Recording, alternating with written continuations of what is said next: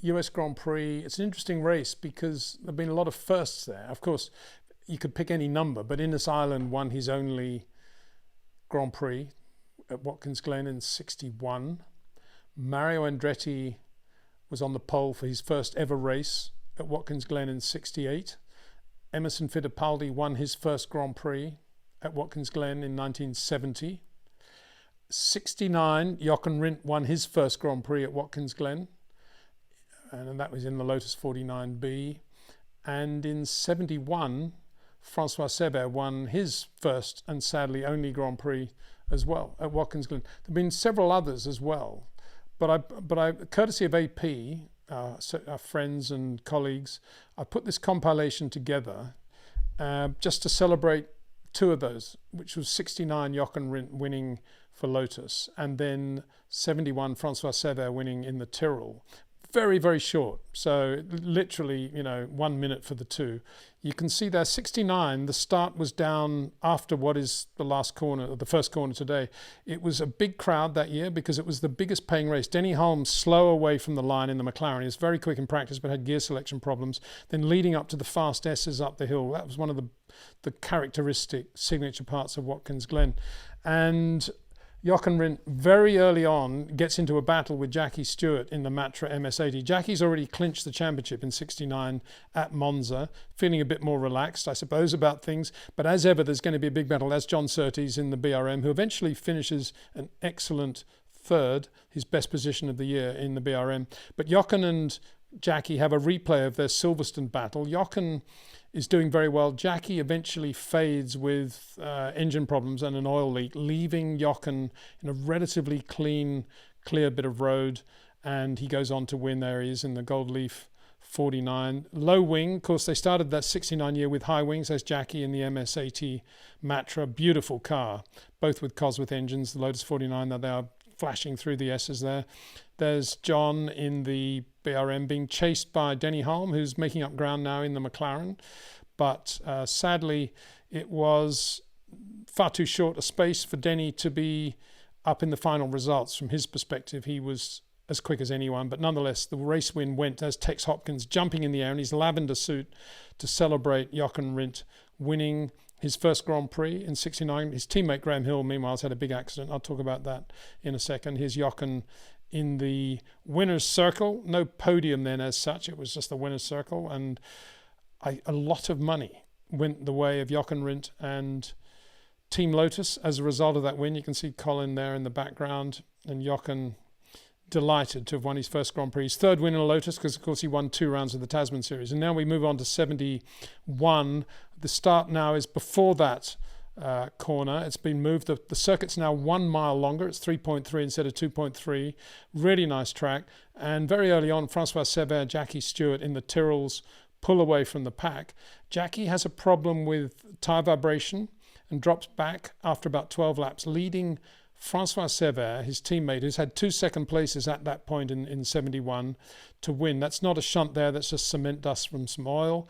And Cevert goes on to win this '71 race, which was an interesting race because it featured such drivers as Helmut Marko in a BRM. And this is obviously as a result of Pedro Rodriguez's sad accident at the Norris Ring, about which we've spoken on this channel. His place effectively taken by Peter Gethin and Howden Ganley. Howden Ganley drove really well in this race as well for BRM, as did Mike Hailwood in the '30s. That's Beltoise in the Matra V12. Sounds absolutely gorgeous, screaming through the hills. And there's Tex Hopkins again doing the jump as François Cevert takes the checkered flag from Joe Siffert in a misfiring BRM, and Ronnie Peterson, who's recovered from a midfield grid position. François wipes his face, waves to the crowd. What a guy, what a driver, wins his first Grand Prix. And very sadly, of course, it was at Watkins Glen in '73, 2 years later, that François lost his life on those fast S's. He was a great racing driver, very, very quick. And as Jackie, I don't think it's any exaggeration to say, that, as Jackie Stewart did, that had he lived, François probably would have won the World Championship in 1974. And here's a picture I treasure, which I've got in my collection. That's a great Nigel Snowdon shot of François. It was actually put out in an Elf Tyrrell press pack, which is why I have it. It was an Elf promotional photograph, and I got François to sign it for me. What a guy, what a star, you know, what an absolute star. But going back to that 69 US Grand Prix, it was an interesting race because it was effectively the swan song for all four-wheel drive cars in Formula One. 69 was the year in which everybody, most teams, McLaren, Lotus, Tyrrell, tried four-wheel drive. And it was good, but it was very heavy, and it caused a lot of other problems within the car. And so by the end of the year, most teams had decided it was not the way to go. But interestingly, Mario Andretti was given the four-wheel drive Lotus 63 at the Glen that year in 69, didn't do anything with it. It was a great waste of Mario's talent, really, I think. And we had other cars as well. Johnny Servo's Gamin drove the four-wheel drive Matra. And other interesting results in 69 were that Graham Hill had a massive shunt in the other Lotus 49 when he'd slid off on some oil, what they call a loop, and in order to get back in the race, he'd stalled. I don't know what happened actually, because there were no pictures of this. I've never seen any. Graham effectively got out of the car and pushed it back into a place where the marshals could help him get back onto the track. What he did in 1965 at Monaco. So he did it once, he did it again. And of course he then drove off, they got the thing going, and he was going past the pits not long afterwards, and no seatbelts on, of course, because he'd had to take them off. And he's going past the pits and he felt he had a puncture or something and sort of said to them, I'm coming in next lap. And on that lap, the car went sideways, more or less at the same place on the loop, and he had a massive shunt and was thrown out and broke both legs.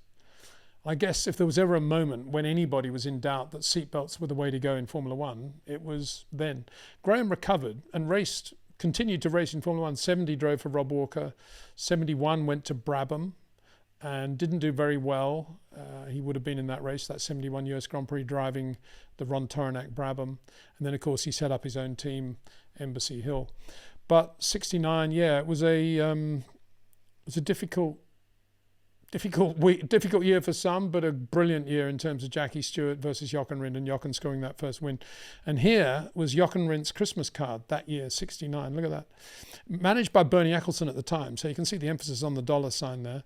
American Grand Prix 69 prize fund. There's Jochen walking away with it, $53,000 on the sack. Doesn't seem like much today, but it was then, believe me. And that was signed, of course, by Jochen and Nina. And that is a picture I took of Jochen. I think I mentioned this on a live stream earlier. First thing he did when he got out of the car, having won the International 100 at Warwick Farm in 69, his second win for Lotus on the back of that win at Wigram in New Zealand. There's Nina on the left. She's got a cigarette. And there she is. I think somebody else is lighting up Jochen's. First thing he did, gold leaf, of course. I was very impressed that there were gold leaf cigarettes. And there's Jochen. He just got out of the car, having dominated that race in the wet. And first thing he did, light up. So, yeah, Jochen Rindt.